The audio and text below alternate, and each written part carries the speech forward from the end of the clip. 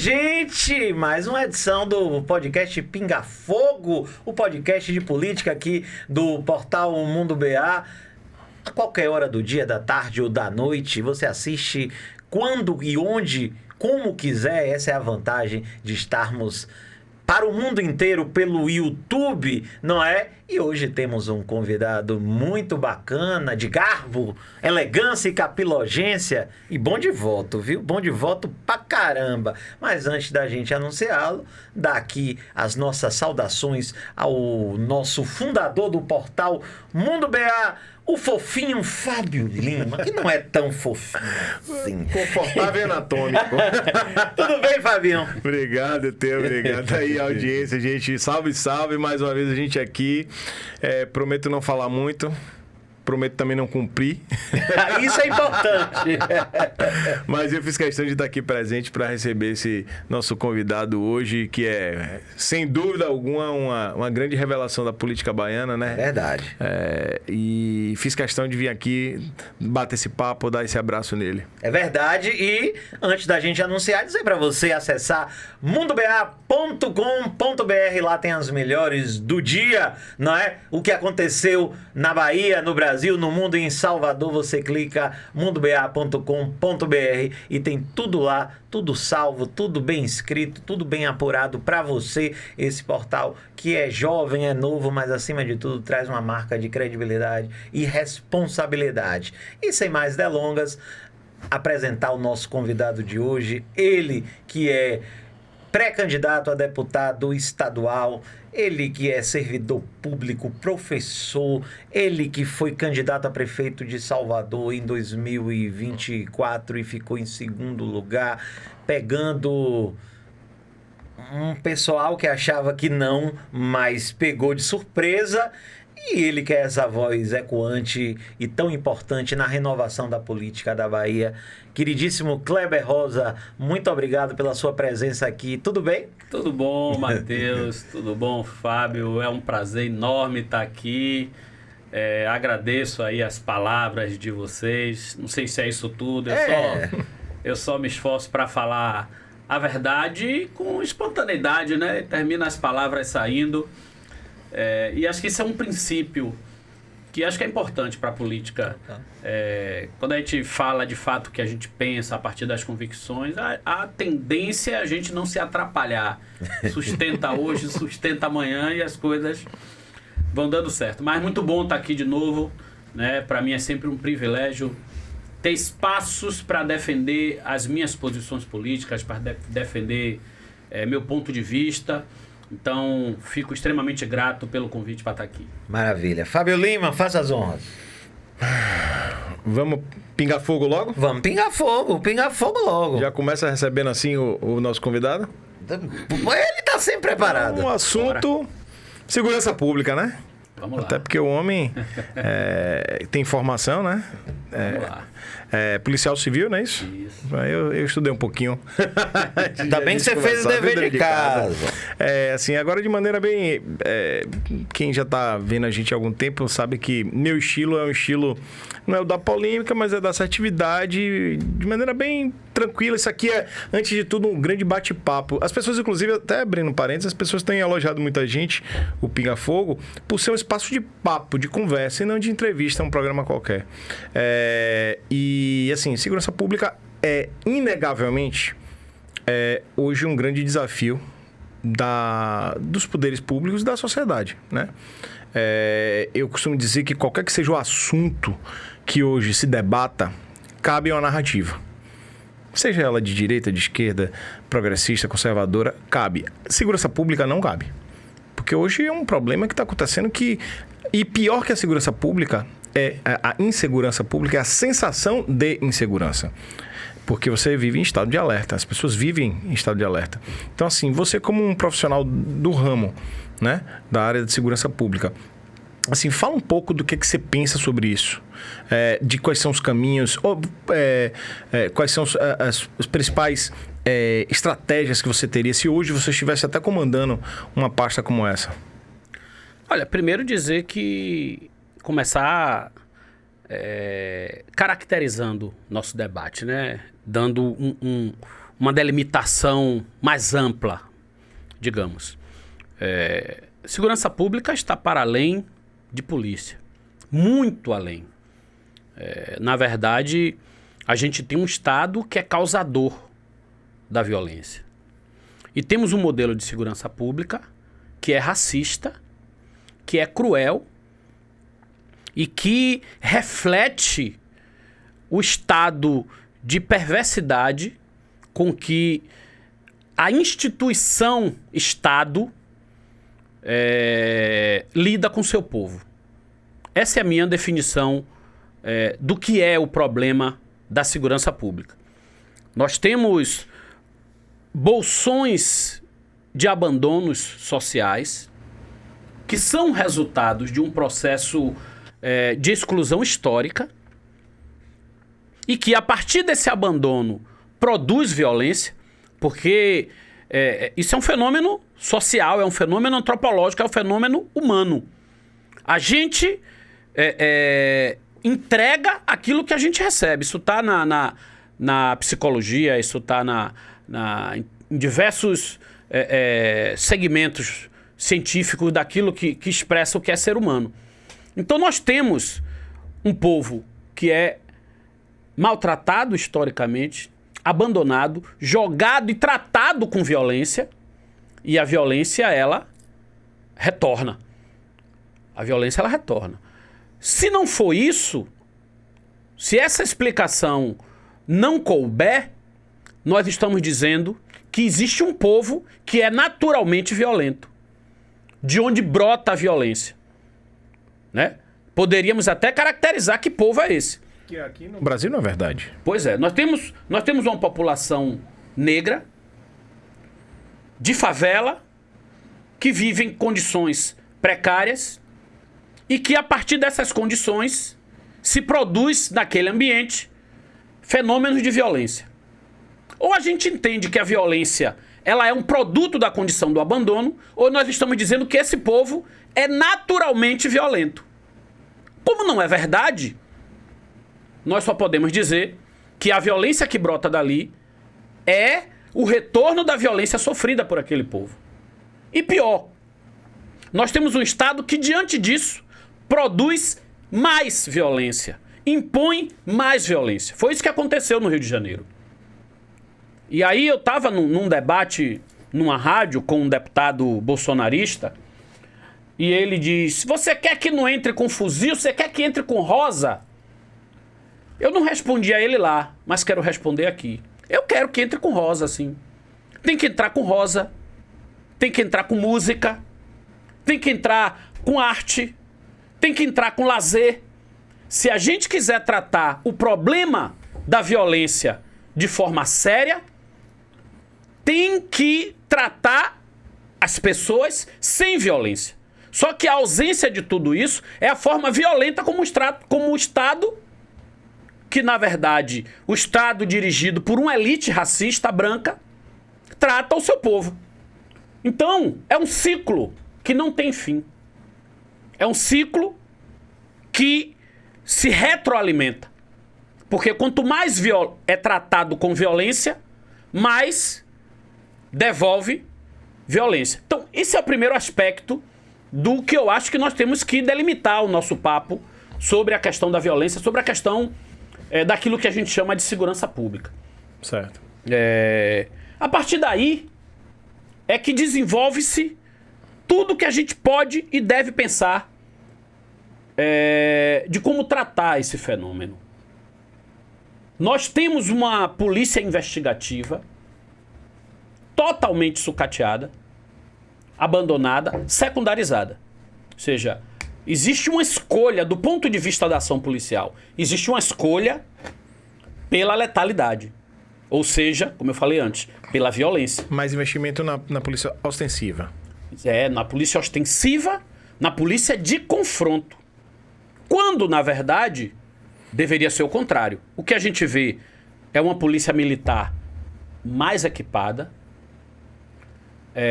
com um contingente numérico muito, incomparavelmente maior do que a polícia investigativa, ao ponto das pessoas naturalizarem. Claro que tem que ter mais policial militar. Não. Equívoco. Não tem, talvez não tenha que ter menos policial militar do que o que tem. Mas a gente deveria ter 4 vezes mais policiais civis do que o que nós temos. Você chega numa delegacia, a gente está aqui na Pituba. Você vai aqui na Magalhães Neto. Vai ver quantos policiais tem no serviço de investigação de uma delegacia que é para cuidar de uma área gigante. Ou seja, 2. não existe investigação. Você sai daqui, vai para o interior, vai ver as delegacias no interior. Aqui vizinho, Nordeste de Amaralina, pertinho. 5 policiais, 6 policiais no SI, que é o Serviço de Investigação. Ou seja, não existe investigação. Então, como é que o Estado articula a sua polícia? Não investiga. Age com violência. Me permita uma Confronta. parte sobre isso. Mata. Aí seu raciocínio, partindo que isso é uma premissa verdadeira, tá? Seu raciocínio é que o Estado... o Estado como ente, né? Como ente, não estamos falando do governo do Estado, do ente Estado. Ele termina optando por esse caminho por uma questão, você já falou assim, da questão do racismo estrutural e tal, mas também não tem a ver com as questões políticas eleitorais, porque a polícia ostensiva, ela é mais rápida, a ação da polícia é mais visível a olho nu do que uma investigação. A investigação, ela depende do tipo de investigação, demora 2 anos. Essa inclusive, que do Rio de Janeiro, estava vendo a declaração do governador Castro, tinha 1 ano e meio em investigação. Então, você acha que também não tem esse termômetro eleitoral? Você que é um candidato, já concorreu a cargos eletivos? Sem dúvida nenhuma, tem um termômetro eleitoral. Até porque essas ações, elas são orientadas a partir da opinião pública. Perfeito. O que é que a opinião pública quer? Quer ver sirene. Quer ver batedor ligado, sirene fazendo zoada. Quer ver ação. Isso.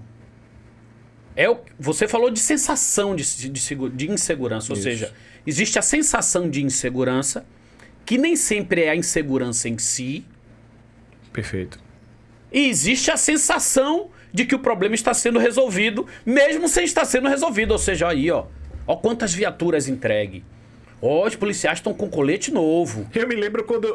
construiu uma delegacia nova aqui. Eu me lembro quando começaram a tirar os módulos policiais. Lembra daquele momento? Talvez 20, 25 anos atrás, a tendência nova da polícia ostensiva ser mais de ronda do que de módulo. Isso. Eu me lembro que foi um caos.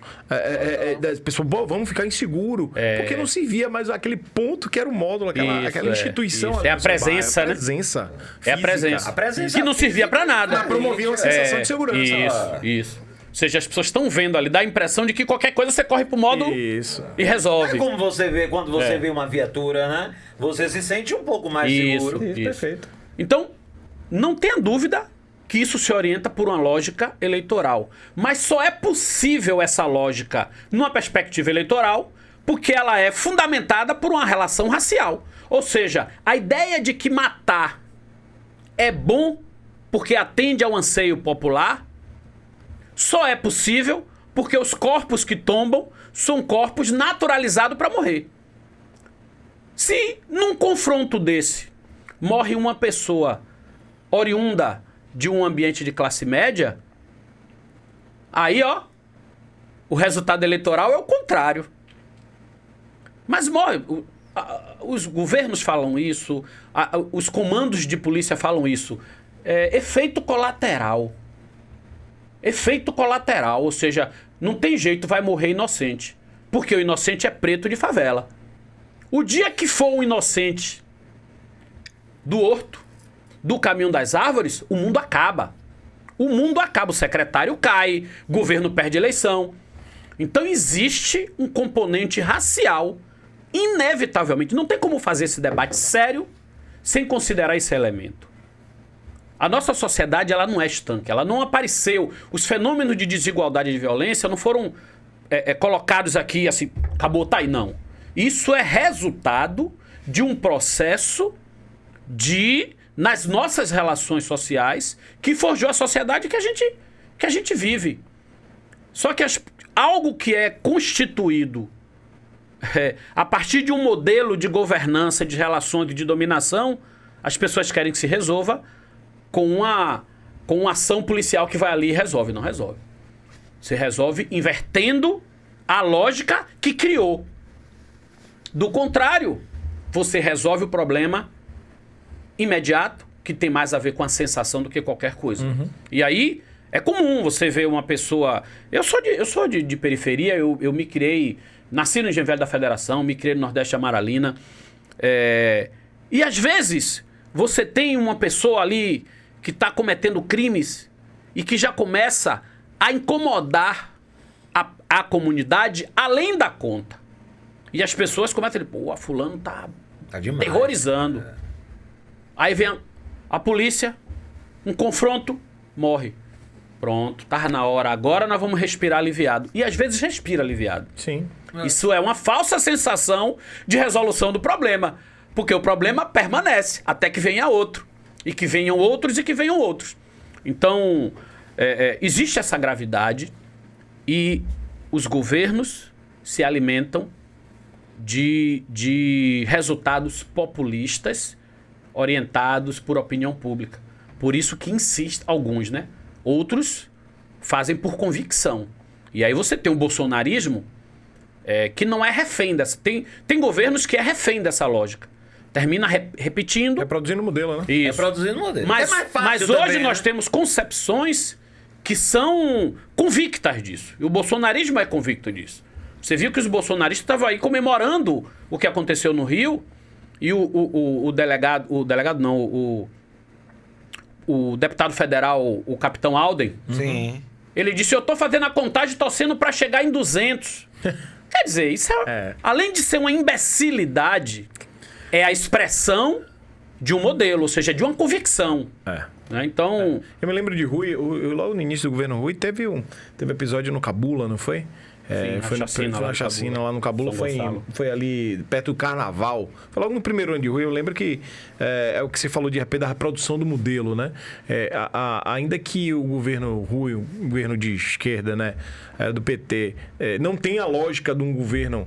Não tem nenhum tipo de alinhamento com o Capitão Alden da vida, mas também aconteceu um episódio daquele. Por quê? Porque também as estruturas estão aí há bastante tempo. A própria Polícia Militar, a Polícia Civil, o Estado, estabelecimento governamental já existe de algum jeito, uma lógica. E você pivotar essa lógica, qualquer que seja o caminho, é trabalhoso. E depende muito do quê? Debate. Depende do contraditório existir. Para o contraditório existir, tem que ter ocupação de espaços políticos, como eleição. E aí vamos falar de eleição, que é o que você quer falar. Vamos falar de eleição, vamos falar daqui a pouco. Não, porque essa parte eu gosto bastante. Mas, só pra gente fechar essa parte de segurança, que Kleber domina muito, ele domina o assunto todo, mas esse ele deslancha muito. Muita gente, eu ouço, Kleber, dizendo que ou afirmando ou se questionando. O que aconteceu no Rio pode acontecer aqui na Bahia, pode acontecer em Salvador.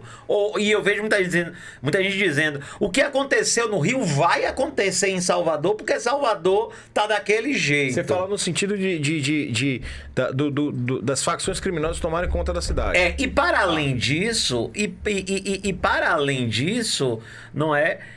o crescimento da violência e os números não são positivos e aumentam mais ainda a sensação de insegurança do povo da Bahia, do povo de Salvador, porque a gente nunca viu, nesses anos todos, a situação chegar do jeito e da forma que chegou. E eu dizia antes, em conversa de rodas com amigos e tal, até colegas jornalistas, dizendo... Antigamente, as facções não mostravam a cara. Os líderes não mostravam a cara. Você sabia da existência da facção, mas os líderes não botavam a cara. Você sabia quem investigava, mas a população em geral não sabia quem era. Hoje em dia, eles fazem questão de mostrar a cara, quem são. Eles fazem questão de dominar território e mostrar que estão ali. Isso virou... uma coisa natural, tá todo mundo botando a cara mesmo. Aqui é Comando Vermelho, aqui é Bonde do Maluco, aqui é etc e tal. E aí, Kleber, corre o risco de Salvador virar um Rio de Janeiro, da Bahia virar um Rio de Janeiro. Os números são assustadores e alarmantes. Mas na prática, o que é que você pensa sobre isso? Duas coisas. Eu acho que a Bahia já virou o Rio de Janeiro, nesse aspecto. Do ponto de vista da existência de facções organizadas com controle de território, com distribuição de tarefa, fazendo parte de uma rota que não é isolada, né? Fazendo parte do mapa nacional do tráfico, com papel específico, com demanda específica. Eu acho que tem tudo isso. Agora, eu discordo de você quando você diz que os líderes não temem mais mostrar a cara. Na verdade, a gente não vê a cara dos líderes, porque os líderes, inclusive, têm cara branca. Porque assim, ó... O problema é que eles não estão nos morros, né, Kleber? Gente, vamos pensar rapidamente. Quanto o mercado de cocaína movimenta por ano no Brasil? Quanto custa um negocinho daquele? Esse dinheiro tá na favela, irmão? Não tá. Esse dinheiro não tá na favela. Não é pra lá que o dinheiro vai. Não é pra lá que o lucro chega. Não é lá que tem laboratório de refino de cocaína. Não é lá que tem fazendas de plantação de maconha. Não é na periferia que tem aeroporto clandestino. Não é na periferia que as armas são fabricadas. Então, a periferia, ela é, digamos assim, um chão de fábrica do sistema. Né? Você tem uma divisão de papéis e na favela você tem os soldados, você tem os peões. Enquanto os chefões fazem brinde em mesas com caviar e champanhe. E aí, olhe bem, um cara foi preso recentemente, todo mundo acompanhou, no Rio de Janeiro, deputado.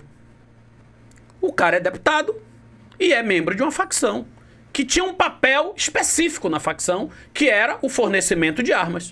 O cara tá onde? O cara tá na Câmara. Né? Na Assembleia, na verdade. Não, é papo palaciano, na Assembleia do né? Rio. Na Assembleia do Rio. Com foto com os filhos de Bolsonaro. Com muitas fotos com Cláudio Castro. Governador.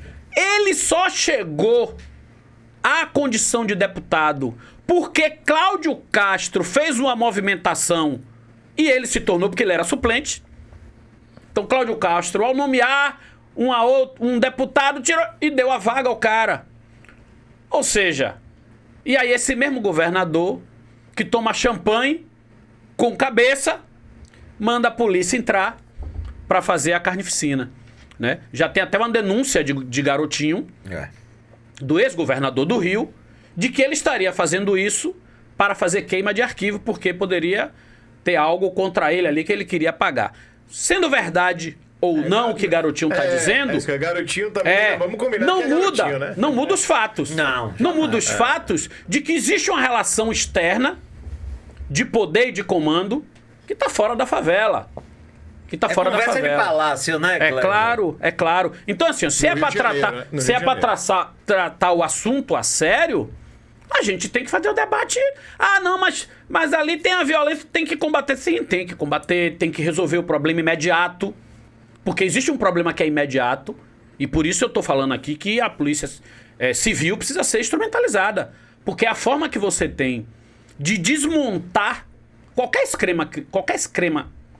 esquema criminoso é desmontado com investigação. Sim. Nenhum esquema criminoso foi desmontado só na base da violência. Mata todos os membros que resolve. Não é assim. Não dá pra ir na doida, né? Não dá. Brincando de tentativa e erro. Não dá, porque é muito fácil para os bolsonaristas chamar agora os policiais que morreram lá no Rio de heróis. É herói? Você coloca a vida de um trabalhador em risco numa ação dessa para beneficiar eleitoralmente um governador, vai dizer para a família dele que ele é um herói?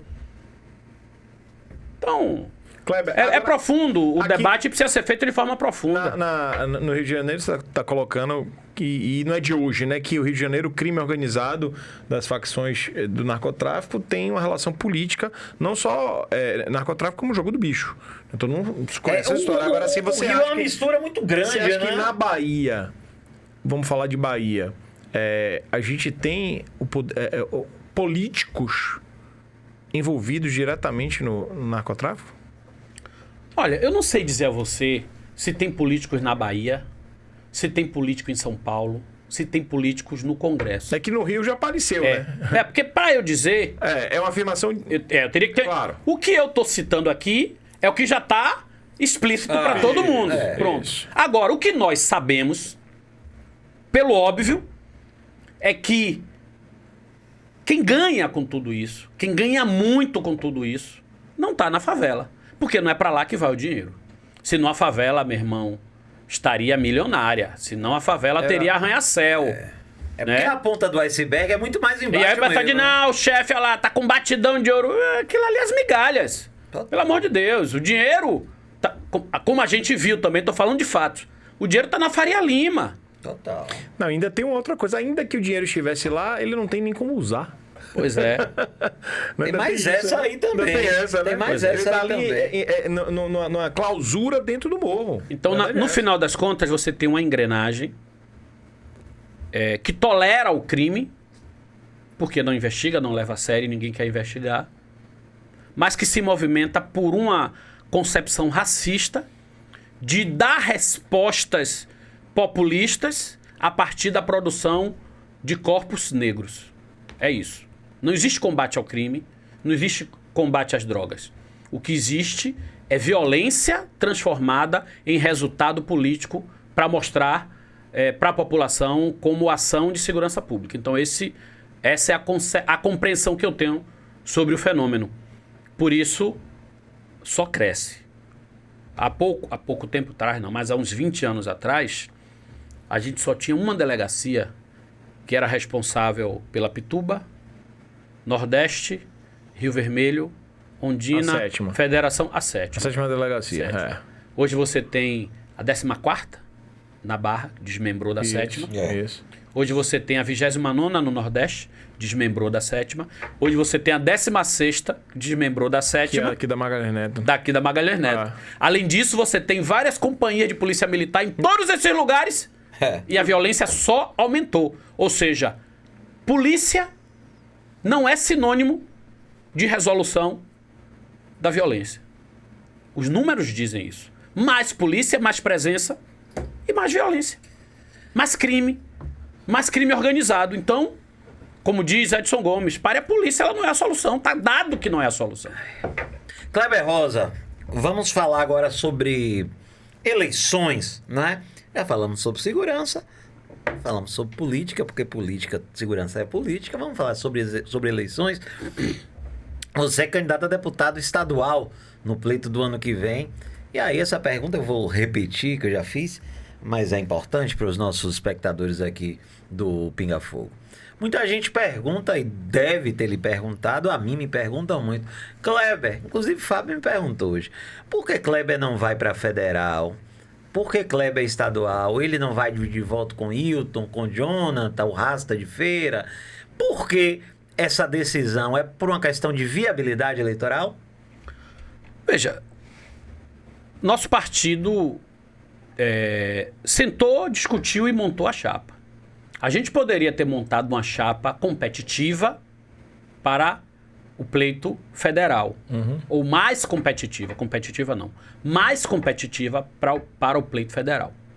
Mas, por decisão partidária, a gente decidiu fazer uma chapa com força para estadual, com o objetivo de crescer para 2 ou 3 representações na Assembleia. Hoje tem Hilton, né? Hoje tem Hilton, hoje só tem um. A ideia é que a gente possa crescer para 2 ou 3. Então, ao contrário de dividir votos, a gente soma votos. Né? Para que o partido cresça, precisa ter mais candidatos com força eleitoral para trazer mais votos e assim a ampliar a nossa participação. Então, o nosso objetivo é ampliar. Eu acredito que nós vamos ampliar. né? Para 2, talvez até para 3 deputados. 3 é o melhor do Senado. É o melhor, eu diria que sim, eu diria que é um cenário excelente. Sim. Né? Terceiro 3, seria o Rasta. Aí... nós temos 2 rastas, não esqueçam disso. Aqui, eu já tô colocando você eu já tô colocando você como eleito. Você pode fazer a hierarquia que quiser, mas nós temos candidatos disputando as vagas. Eu não sou homem de ficar em cima de muro. Eu disse no bastidor que pra mim o primeiro do partido é você. Não, mas eu já lhe falei isso também, não, porque eu acho que você já tem. Eu não sei. Mas qual é a quantidade mínima de voto hoje pro pessoal na Assembleia? Pra você entrar hoje, você precisa de quantos votos? Não é. Na verdade é legenda. Né? Mas tem esse número? Não, isso muda, né? Isso varia, né? Muda que é um A última eleição, por exemplo, foi na pandemia, né? A última eleição foi em... Não, foi 22. 24. Foi pós-pandemia. Não, foi pós-pandemia. Foi Jerônimo. Foi um ano depois da pandemia. Foi pós-pandemia. Foi pós-pandemia. Mas de qualquer forma... o cálculo é o número de votos válidos de qualquer forma, foi uma eleição que teve um número de abstenções muito alta. Então isso varia também de acordo a abstenção, de acordo com o número de eleitores.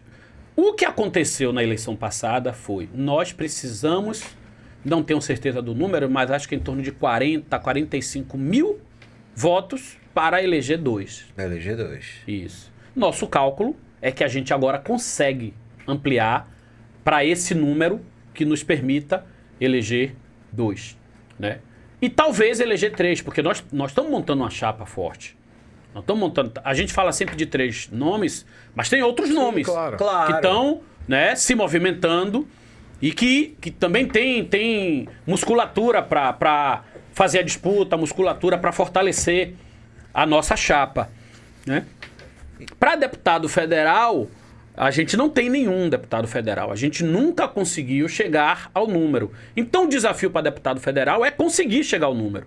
Então, teoricamente, para deputado estadual, a gente já parte de um cálculo de que a gente tem 2 vagas.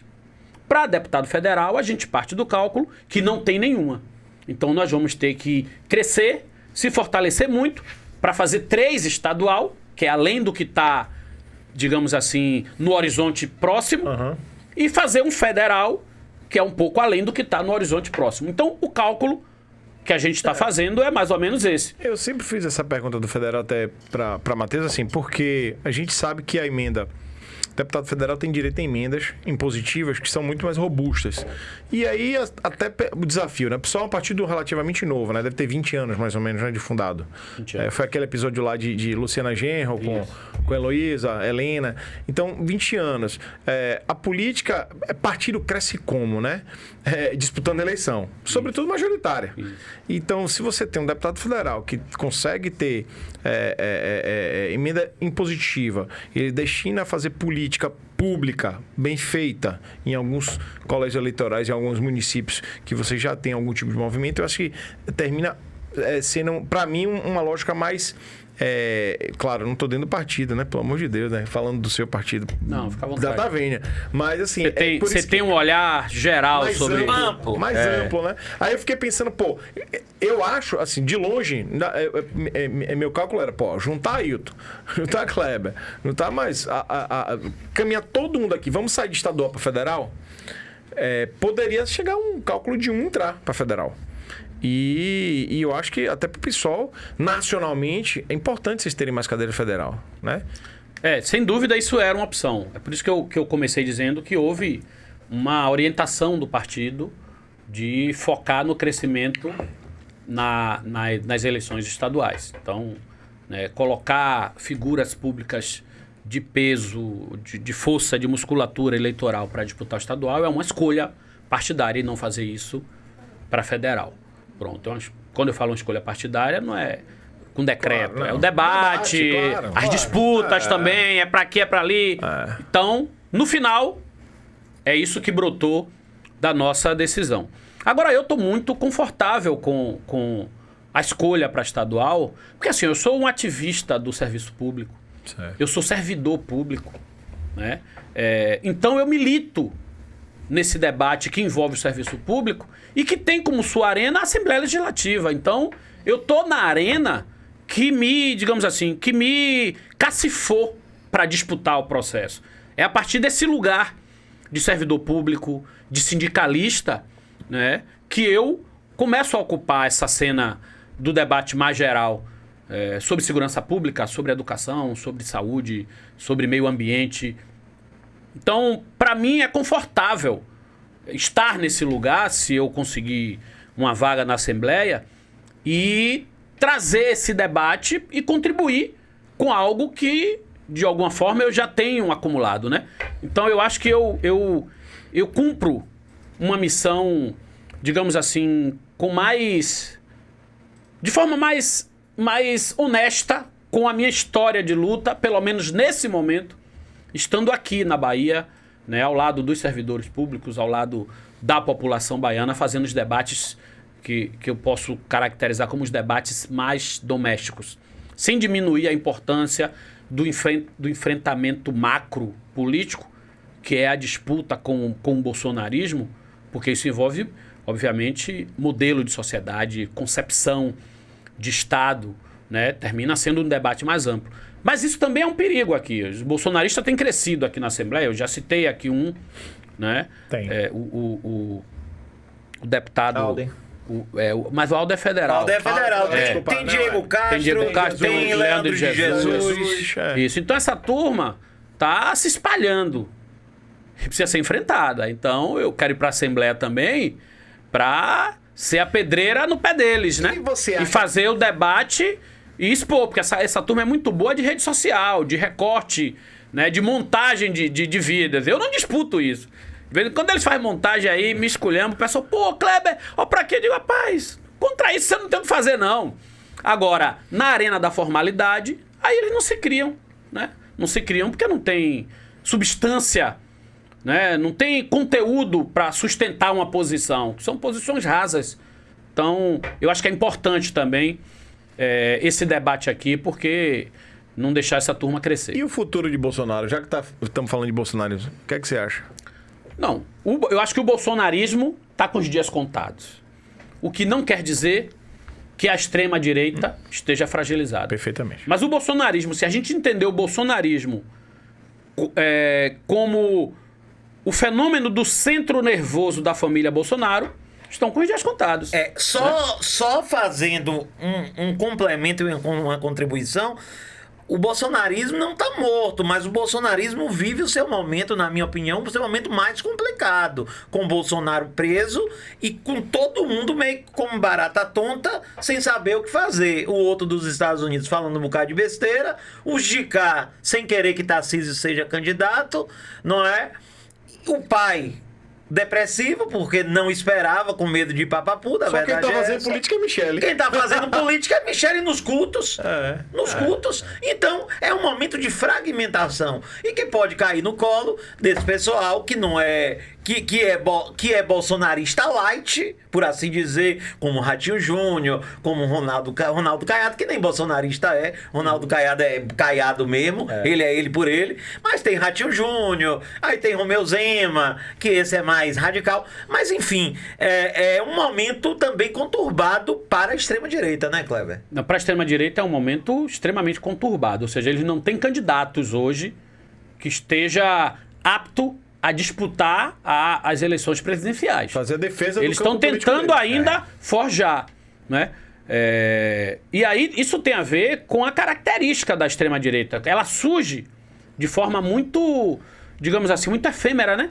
Você tem o bolsonarismo como um fenômeno muito superficial que lidera mais por força eleitoral do que por capacidade política.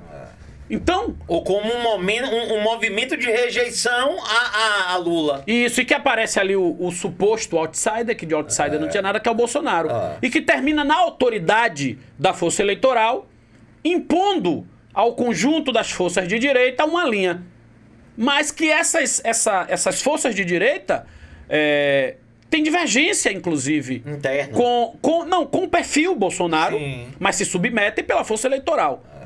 Mas não perdem a oportunidade de tirar Bolsonaro do jogo. Então eles estão jogando com Bolsonaro, desejando que Bolsonaro saia do jogo.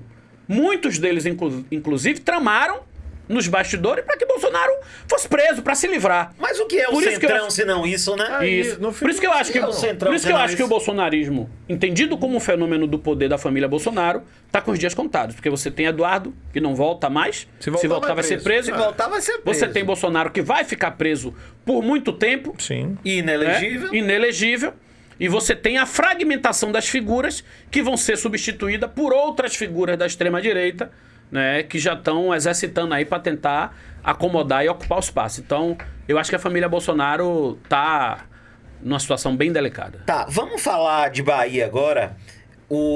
Você acha, inclusive eu lhe perguntei isso da outra vez, você acha hoje que o ex-prefeito Assemineto, se a eleição fosse hoje, agora, novembro de 2025, Assemineto seria candidato? Assemineto teria uma base até nacional, ele tem um nome para polarizar no Brasil com Lula, para ele conseguir polarizar com Jerônimo aqui? Você acha que hoje a eleição hoje, ele é candidato? Eu acho que ele não seria candidato. E por que eu acho que ele não seria candidato em situações de hoje? Porque ele já fez o balanço crítico, inclusive publicamente, de que aquela coisa do tanto faz colou. E foi um dos elementos ali que fez com que ele fosse derrotado nas Sem dúvida. eleições. Sem dúvida. Ele não vai repetir isso. É porque o PT Ele trabalhou muito precisa bem isso. de um candidato para chamar de seu. E nesse momento, o candidato que ele apostou, Caiado, não pontua nem com 1% nas eleições. Mas você acha que ele apostou? E não apostou. Tanto postou que ele trouxe para cá para lançar a candidatura aqui. Mas ali foi um trolhado, não foi assim? É porque do partido dele, não tinha como negar. Não. Não é possível Não. que... Né, Então não foi Caiado que quer ser candidato e já que é do meu partido, eu vou apoiar. Não foi isso. Ele, como membro do partido, como um articulador, pelo menos que ele se diz. Não, como vice-presidente do Isso. partido. Ele Cacique. queria cacifar Caiado como candidato da direita, inclusive com discurso de unidade. Tanto é que ele trouxe para cá para fazer a candidatura aqui como um evento da força política dele, com Bruno Reis, com todo mundo. Caiado não decolou. Por óbvio, né? Por óbvio, não decolou e nem vai decolar.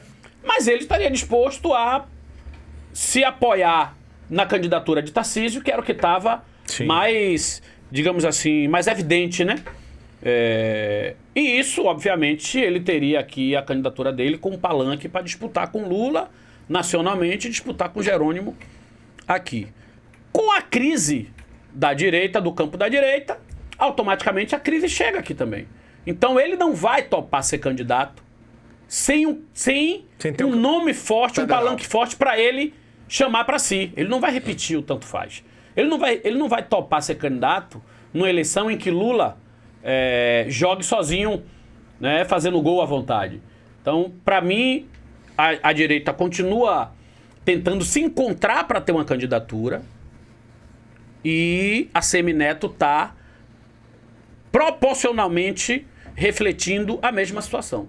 Ele está aqui tentando construir essa candidatura nacional para que a candidatura dele se viabilize. Falta muito tempo ainda para a eleição, a gente sabe que as com coisas... certeza. É um o jogo ano. muda muito rápido, né?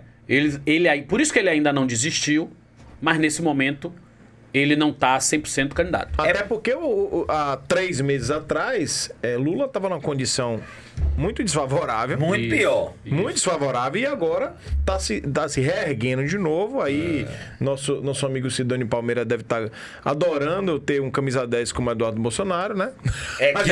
Que só joga a favor do governo. Pelo Impressionante. amor de Deus.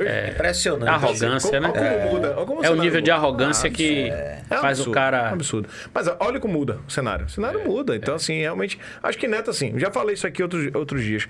Neto tá fazendo o dever de casa dele.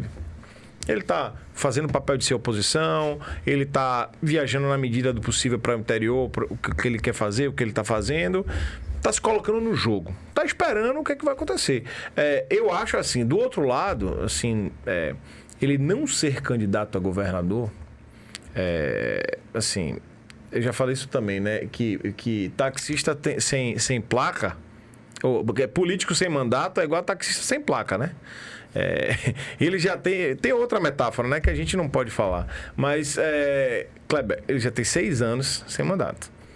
Vai caminhar para mais 2, talvez, porque 4. É isso. Assim, começa a ficar complicada também a conta política dele. Mas a conta política dele vai engrossar aí, e eu até levantei esse caso lá no nosso papo no Nofcast, o seguinte: ACM Neto pode vir candidato agora e perder a eleição. E se ele perder a eleição, ele vai ter que definir o futuro dele já para 2028. Porque ele não vai ficar 10 anos sem mandato. Isso aí nem esqueça. Esqueça.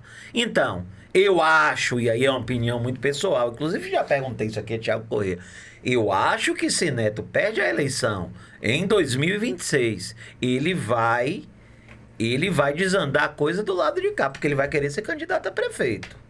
A federal, eu acho que ele não vai. Mas candidatura a prefeito é praticamente dada. Alguém do grupo dele vai se insurgir? Não. O problema não é se insurgir. O problema é ele melar o baba de quem já tá articulando. Você acha que não vai ficar ruim com o Bruno? Bruno quer Ana Paula, filho. Cá, irmão. Neto decidiu não ser candidato na véspera da...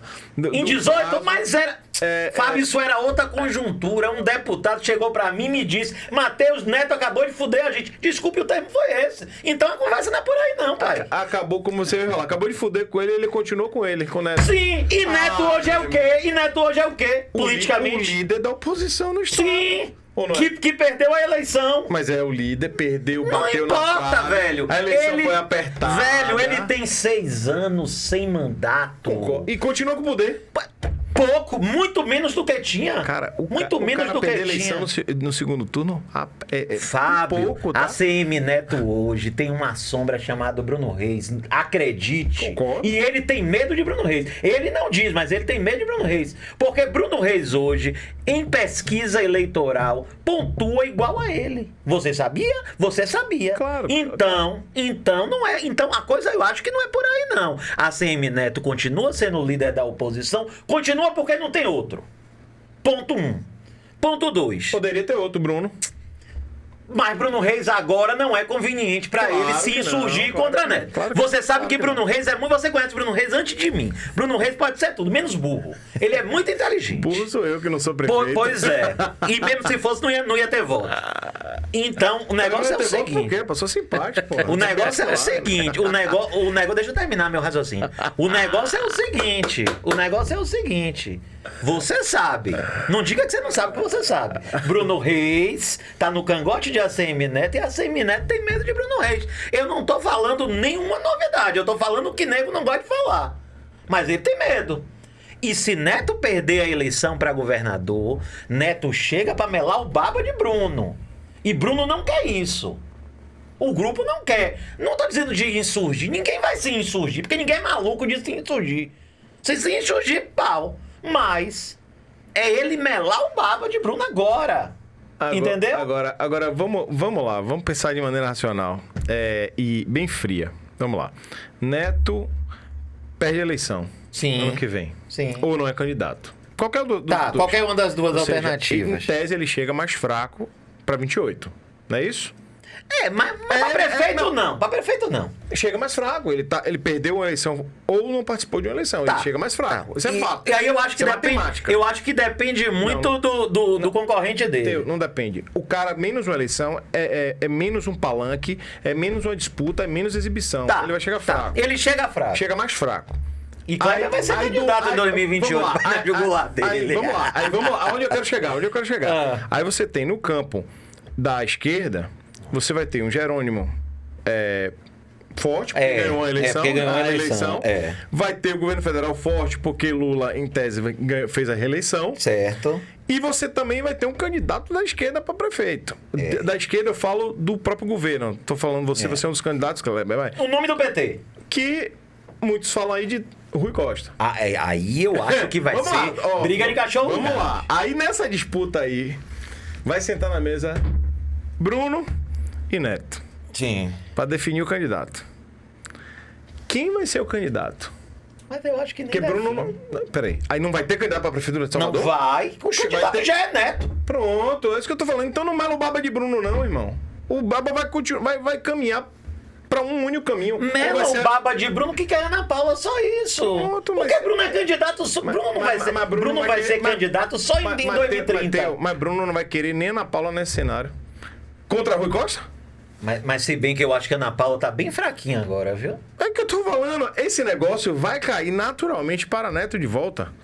É gravidade isso, gente. Eu tô falando se Neto perder a eleição... Agora você acha que ele tem possibilidade de ser candidato a deputado federal? Que ele vai querer? Ou é muito pro ego dele? O que é que você acha, Kleber? O que é que você acha? Kleber de volta. Kleber, desculpe porque a gente polariza. Não, aqui. imagina, eu tô aqui aprendendo também. Vocês têm informações que eu não tenho. Jornalista, ouvir um bate-papo desse de jornalista, tem que ficar aqui só ouvindo. Olha, eu acho o seguinte. Eu acho que a Semineto tá no feofó da cobra. Ah, e é verdade. Sabe por quê? Porque não existe cenário favorável para ele que não seja ganhar a eleição. Em qualquer cenário de derrota eleitoral, Ele tá alinhado. ele está derretido como liderança. Ele perde, ao meu ver, ele perde inclusive a condição de líder do grupo. Até nesse cenário que você colocou, considere o melhor resultado para ele, que é voltar a ser prefeito de Salvador. Ele volta, e é uma volta, Sim. só que agora não é um grupo começando por Salvador. É um grupo que tem uma outra liderança, chamada Bruno Reis, que está com uma condição ascendente, enquanto a segunda figura está numa condição descendente. Então ele perde a direção, inclusive, do grupo. Ele perde a direção do grupo. Então, em qualquer cenário, se ele perder a eleição para governador, se ele não for candidato, ele perde musculatura para continuar dirigindo o grupo. Já tem muita crise, ele já perdeu muito no interior da Bahia, por exemplo, perdeu muitos prefeitos. Isso já é sinal de fragilidade da liderança. Isso é verdade. Porque a liderança tem que apontar caminhos. A liderança tem que inspirar confiança. Não, com você vai dar certo. Tá dando errado. Ninguém quer mais estar com ele, sabe por quê? Porque é marca furada. Todo mundo já sabe. Quanto ele poderia ganhar? Tava tudo certo. Perdeu. Imagine agora. Então, assim, ó, o cenário para ele é terrível. Que bom. Que bom, porque eu, como alguém que faço política por convicção, ver um herdeiro da oligarquia derreter como alternativa política alguém que tinha certeza que ia ser governador. Ele tinha certeza que ia ser governador. Não, na eleição passada, ele dizia isso nos debates. Ele dizia, eu me preparei a vida toda para isso. Na verdade, ele foi preparado para isso. Eu respondi, inclusive no debate, eu disse, claro. Você não se preparou a vida toda, não. Você se preparou, inclusive, antes da vida. Porque ainda na barriga de mamãe, você ganhou esse nome aí, não é à toa. Você ganhou esse nome porque você já estava sendo preparado para ser. Perfeito. Mas não foi. Perfeito. E esse imaginário que colocava ele como grande líder, não, ele vai ser, não tem jeito. O caminho do cara é esse, mas cedo ou mais tarde ele vai ser. Hoje, não tá dado. Hoje tá dado que ele não vai ser. Hoje é mais fácil as pessoas apostarem que ele nunca mais vai ser governador do que um dia ele vai ser governador. Tem gente que aposta até que Bruno Reis vai ser governador antes que ele. Pois é. E aí eu não tô falando pra discordar de você, não, Fábio. Eu tô falando porque é uma realidade. Não, mas você essa tá no meio, aposta, você ouve. essa aposta, independente de quem ganhe, ela já é a leitura da realidade, dos fatos. Qual é o fato? Um grupo que só tinha um, agora você tem um outro. Não, O outro que vem em ascensão. Isso, perfeito. E esse um em situação muito frágil. Então, assim, o cenário pra ele é o pior do mundo. Só tem uma solução pra ele. Ganhar a eleição. Ganhar a eleição pra governador. Aliás, aqui a gente teve dois processos de criador e criatura que deram certo, né? Um foi Wagner Rui 3, né? e outro Neto Bruno. São sucessores né? E se tornaram lideranças independentes do primeiro líder. Não, Na eu tô verdade, falando, Bruno, que é o terceiro? 3 do governo, né? Não, porque Jerônimo tá no primeiro mandato, eu tô dizendo assim. Eu tô falando assim, o Rui é um líder nacional. Jerônimo tá no primeiro mandato e, ao meu ver, ainda não se consolidou como líder. Não tem marca, Ele é governador. Né? Ele tem uma marca? Não, independente disso, a gente pode falar sobre isso. Mas eu falo assim, como liderança política que está para além do governo, ele não é ainda. Talvez não seja, talvez venha a ser. Não, Mas ele não é essa liderança, né? A não ser pelo fato de estar imbuído da institucionalidade de governador, tá fazendo política forte no e interior. tem a caneta. Tá fazendo política. Né? Talvez, num segundo mandato, ele até se consagre como uma grande liderança. Porque Jacques Wagner é uma liderança. Total. Né? Jacques Wagner hoje, se não tivesse mandato, ele seria essa liderança. Sim. Rui Costa, idem. Né? Então acho que Jerônimo não cabe de fato no exemplo que ele traz, que eu acho que é um bom exemplo. E acho que para Jerônimo ter uma cara própria, ele precisaria desfazer elementos negativos que marcam as gestões petistas. Ou seja, a gestão petista vem de um processo de condição de uma personalidade, né? Personalidade que eu falo do ponto de vista da construção do imaginário de como é a gestão petista. Aí Wagner se destacou por uma característica, Rui se destaca por outra. Ao meu ver, Jerônimo só se destaca da personalidade se ele reverter algumas questões. Se ele resolver o problema da segurança pública, mostrar algo concreto, diferente, e não o mesmo. Se ele conseguir marcar a educação, servidor público de uma forma geral, a educação, e elementos que são frágeis para o governo, como a questão ambiental, que é muito frágil para o governo. Então, na verdade, para mim, a marca que Jerônimo pode ter é se ele fizer uma curva à esquerda. Se ele fizer uma curva à esquerda, ele ganha personalidade própria. Mas se ele segue a mesma cartilha dos anteriores, ele continua sendo mais do mesmo e não ganha personalidade. Jerônimo teve o desafio de um doce problema, né? Porque Jerônimo nunca tinha sido candidato. De repente foi alçado a candidato do governo e virou governador. Então, assim, eu costumava dizer assim... as pessoas, Fabinho, vamos lá, se você estivesse na posição de Jerônimo... Muito difícil, porque de um lado, você tem um líder Wagner, você tem um líder Rui. Aí se você mantém... as pastas, por exemplo, aquela dança de pastas. Se você mantém secretário de Rui, parece um governo de continuismo. Se você tira, parece que você está brigando com o seu antecessor. É um dilema difícil. Então, e ele, paralelo a isso, além de ser um gestor, virar governador, ele ainda teve que virar esse agente político que ele não era. Então, assim, por isso que ele corretamente, na minha opinião, se eu tivesse no lugar dele, faria o mesmo, esse périplo pelo interior. Pra quê? Pra ter densidade política. Porque densidade institucional ele já tem a cadeira de governador. E tem a máquina, né? Isso, já tem a cadeira. Então, ele precisa ter política. E eu acho que ele fez isso. Querendo ou não, ele fez. Ele viajou todos os municípios já? Já. Não, ainda falta pouco, mas ele vai conseguir fazer até o começo do ano que vem. Mas antes de ir embora, a lição do homem aí, que eu perdi a aposta. De quê? Aqui eu perdi a aposta. A de Geraldo? Eu não perdi a aposta com minha amiga Renatinha Vidal por causa de Kleber? Que, inclusive, eu não paguei ainda a aposta porque você não quis que eu pagasse, viu, Renatinha? Ela não quis, não? Ela virou... Ela só então não foi um carro zero, senão ela já tinha sido. Não.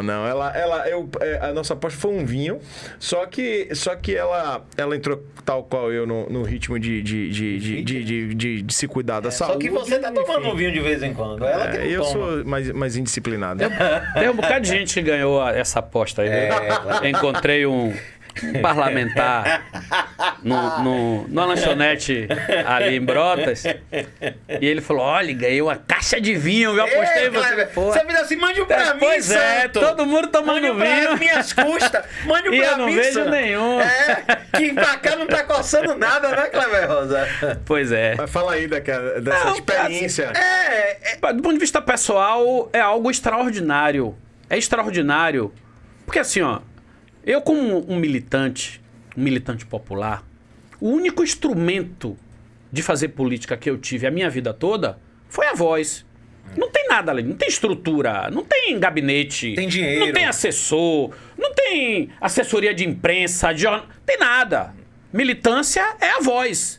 É pegar o microfone em toda oportunidade que tiver e falar e fazer com que sua voz ecoe e as pessoas passem a te ver a partir das suas ideias. O poder do convencimento. Então, né? assim, é extraordinário ocupar os espaços de debate, os espaços de imprensa. Ser honesto com as minhas convicções, sem precisar flertar com voto. Porque eu não fui para a eleição para ganhar voto. Eu fui para a eleição para ganhar a consciência das pessoas, para conquistar a confiança das pessoas, para ganhar as pessoas para o que eu defendo. Óbvio que com isso você perde um bocado de voto. Se eu fosse fazer debate eleitoral, eu ia esvaziar um monte de coisa que eu acredito, porque não é popular. Minha visão sobre segurança pública não dialoga com o que a maioria das pessoas querem. Mas eu não estou preocupado com isso. Para mim, o elemento central de alguém como eu, que sou um ativista, é disputar a consciência das pessoas. Então, para mim, é extraordinário, é uma coisa fantástica, privilégio para mim, poder ter tido esse espaço de fala e ser ouvido por todas as pessoas e ter conquistado as pessoas. É fantástico passar nas ruas e as pessoas reconhecerem. As manifestações são as mais diversas, sabe? Tem gente que me trata como se eu fosse um popstar. Tem gente que como se fosse fã. A juventude, adolescente, criança. Pô, então, velho, é massa você ser, como é que eu diria, aceito pela sua convicção. Reconhecido. Eu não tô no jogo eleitoral para ter cargo, eu tô no jogo eleitoral para defender um projeto e para colocar um projeto em execução quando tiver espaço. Então eu não tenho por que flertar com coisas que eu não acredito. Primeira coisa fantástica é isso. A segunda é ter apontado um caminho para a esquerda e as pessoas terem visto esse caminho. Porque isso, para mim, é a grande vitória eleitoral. A grande vitória eleitoral é você ter um campo dirigido por um setor da esquerda, que é o campo governista, que historicamente vem, como é que eu diria, diminuindo, secundarizando a nossa pauta e impondo expressões que não são, digamos assim, autênticas da que a gente acredita. Mas por falta de opção, as pessoas vão e dizem, não tem jeito, é isso aqui mesmo. Para mim, isso é a grande vitória da eleição. É a gente colocar uma esquerda raiz, pela primeira vez, sem estar sob a direção dessa outra esquerda, desse outro campo dirigido por partido de esquerda, com autonomia, e as pessoas disserem, o caminho é esse.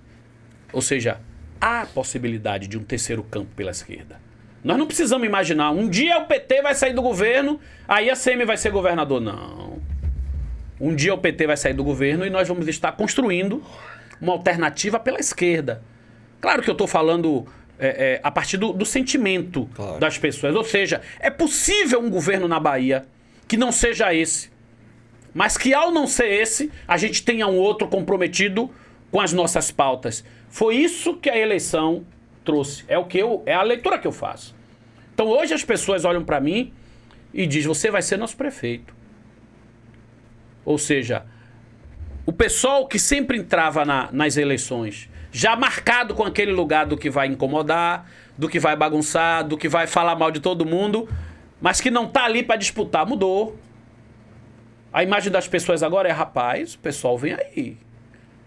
E pelo resultado, a turma não brinca mais. Tem projeto de cidade. Tem ousadia para tomar a cidade. Mas também não é então só... a gente embola o jogo. É então, só... para mim, é o grande patrimônio da eleição. E aí, Kleber, assim, a gente se conhece muito socialmente, aí você, né? Mas não tenho nenhuma amizade, né? Mas tem um ponto importante, assim, não é só o que o partido, tem muito de você nisso, tá? Porque você realmente, naquela eleição, na última eleição, você conseguiu imprimir suas ideias, seu raciocínio, mas de maneira organizada, assim, de maneira muito coerente, dentro da sua ideologia, dentro do seu campo. Que todo mundo... A gente tem que parar com essa agonia de que as pessoas não podem ter pensamento divergente, né? Aliás, a lei da física diz, né? O que é o movimento? É o atrito produtivo, né? As coisas só se movem com atrito. Isso. Então, tem que ter o atrito produtivo. E eu acho que você conseguiu trazer essa linguagem também. Tem um pouco de linguagem, de forma, tá? Nesse processo todo que eu acompanhei. Porque, assim, se você pensar bem, vamos falar do seu correligionário Hilton. E aqui não tô falando nem bem nem mal, tá? Eu tô comparando os produtos eleitorais, né? Eu, na minha área de marketing político. Hilton, o que é que lembra de Hilton? O jingle. Hilton 50. Aquele jingle foi marcante, foi sensacional. Mas o que lembra de Kleber? Não tem jingle, não tem você seu posicionamento, você seu pensamento, sua maneira organizada de falar. É a impressão de uma marca, né? É a impressão de personalidade também. Você conseguiu. É muito mais, é isso que o Fábio falou e eu concordo plenamente. É a impressão de uma personalidade para além do partido político. E isso me lembra muito Lula. Porque Lula é Lula independentemente de PT. Lula é Lula. Lula é legenda. Vou usar o exemplo do seu partido, Freixo. Pronto, é isso aí. Freixo. É isso aí. Ele conseguiu uma marca própria e é bom pro partido isso, cara. Não é ruim, não. Isso é acho bom. legal. Eu acho que E assim, Boulos também, de alguma forma. Boulos, que hoje é uma liderança da Zorra. Boulos. Então, assim, eu acho que tem isso também. E, assim, eu acho que pô, o papo rendeu. O papo rendeu, foi legal. Mas, assim, eu acho que aquela eleição foi uma eleição muito, muito atípica e importante. Você teve mais votos do que a Alice, né? É, claro. Vamos combinar.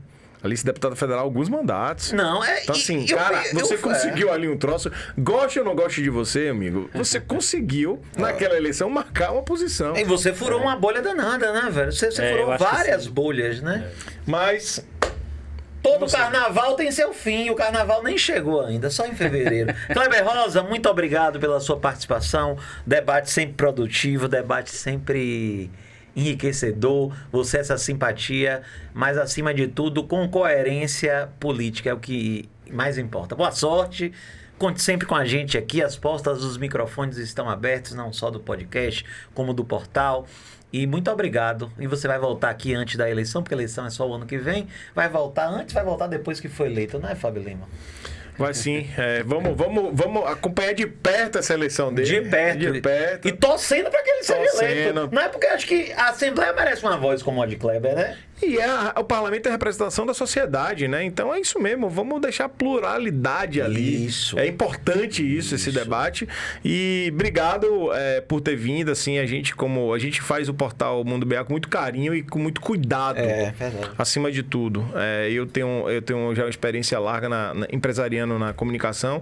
E eu acho que se tem uma coisa que quem já está comigo há bastante tempo, como você ou como amigos, a gente tenta tratar a coisa de maneira muito séria. Com leveza, mas com seriedade. Claro. Então, obrigado mesmo por ter vindo. Obrigadão. Foi muito bom o papo. E agora, deixar o homem falar, né? Despeça-se. Leveza e seriedade me lembra Che Guevara, endurecer sem perder a ternura. Jamais. E aí, assim, é um pouco disso também por onde eu me oriento, né?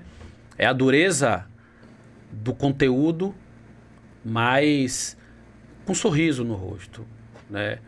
Porque sorrir também é revolucionário. O que a gente vive, e eu falo do lugar de onde eu venho, né? De quem eu sou, porque eu sou o resultado de tudo que eu vivi. Então eu sou uma pessoa que eu sei o que é não ter comida em casa. Eu sei o que é. Eu morava na Engomadeira, morei na Engomadeira, e não foi uma nem duas vezes, não foi só uma nem só duas vezes, que eu saía da Engomadeira andando até o Rio Vermelho, onde tinha a estofaria do meu pai. Eu e ele. Andando, um fazendo companhia pro outro. Eu, garoto, com 16, com 17 anos, andando. Pra quê? Pra ir pra estofaria, esperar aparecer algum serviço, alguma cadeira pra forrar, algum sofá, pra gente ter o dinheiro de volta. Pra poder voltar. Pra pegar o transporte e comprar o pão. Porque se não tinha dinheiro pra transporte, imagine pro pão, né? Então, assim, é isso que eu trago pra esse espaço. Então, quando eu falo aqui sobre segurança pública e eu digo que tem que entrar na favela com rosas, sim, né? Tem que entrar na favela com rosas. Não adianta entrar com fuzil. Tem que entrar com rosas. Ontem eu estava na Roda de Timbal. Roda de Timbal é um movimento de um cara chamado Elber Mário, um dos maiores percussionistas que a gente tem aqui. Ele junto a uma galera de Timbal. E teve um momento muito emocionante. Ele mesmo se emocionou quando dois garotos, os meninos pequenininhos, faz a roda, todo mundo leva o timbal. Ficam vários timbal, todo mundo leva e é aquela toque espontâneo. E aí ele brincando com a percussão, chegou na hora dos meninos, ele vai, você agora, vai, tá, tudo. Os meninos vai lá, os meninos desse tamanho. Aí você olha pra isso, você vê. É isso que nós precisamos. Nós precisamos entrar na favela com timbal. Nós precisamos entrar na favela com teatro. Nós precisamos entrar na periferia com rosas, sim. Porque é isso que vai fazer com que a gente transforme aquela realidade. Então, assim, o que eu trago pra aqui é quem eu sou, né? Quando eu falo pra favela, eu tô falando pra mim. É ida e volta. Então, assim, o que é que eu sou? Eu faço muitas coisas na vida. Profissionalmente, esportivamente, eu faço muitas coisas. Mas o que eu sou é essa pessoa forjada nessa realidade. Então eu sou fiel ao que me trouxe pra política, que é a luta por essa realidade. Então, é duro, e eu falo com muita firmeza e não tenho medo de debater com ninguém. Não me importa que os caras façam recorte, emende. Às vezes o pessoal se preocupa, porra, Kleber, isso aqui pegou mal, pai. E o cara fez, rapaz, deixa rolar. Eu vou continuar fazendo o que eu tenho que fazer. Agora, eu sou um homem que me permito ser alegre, me permito ser feliz, certo? E é por isso que eu trago isso pra política. A dureza, mas sem perder a ternura, né? Então, é um pouco disso e eu me sinto muito realizado por estar fazendo isso, porque é o que eu faço, o que eu fiz a vida toda. Eu não fiz outra coisa na vida de forma tão visceral quanto fazer militância política. Desde os meus 16 anos. Então, o que eu estou fazendo aqui hoje com vocês, o que eu vou fazer se eu for para a Assembleia, o que eu fiz quando eu fui candidato a governador ou a prefeito, é isso, é militância política, é conquistar mentes e disputar concepção de sociedade. Isso é a razão de estar aqui. Então, agradeço imensamente a vocês por me permitir exercitar isso, porque sentar nessa mesa aqui é um espaço fantástico de fazer com que a minha voz chegue para as pessoas. E é isso que eu quero. Né? Então, agradeço, Matheus, pelo seu carinho, né, de sempre, pela sua disposição. Fábio, muito obrigado por me receber aqui de forma tão carinhosa, abrir espaço. E eu me coloco à disposição para voltar outras vezes aí, sempre que vocês acharem conveniente. Obrigado, Kleber. Fábio Lima, muito obrigado. Mais um excelente episódio. No próximo você volta, né? Falei demais hoje. E nem que falei tudo que eu queria falar, mas já foi. Mas qual é o episódio que você não fala demais e eu falo demais? Parece que é uma coisa raríssima. Falar com o Matheus ali do bastidor, agora vai ser 2 horas aí pra mim. Pronto, tá bom. Vamos botar logo. No meu tempo era agora na Impó, agora é. Vai. Termina esse negócio logo. Tchau, obrigado, Fábio. Obrigado a você que ficou com a gente até agora, assistindo a hora que for. Muito obrigado. Acesse mundoba.com.br,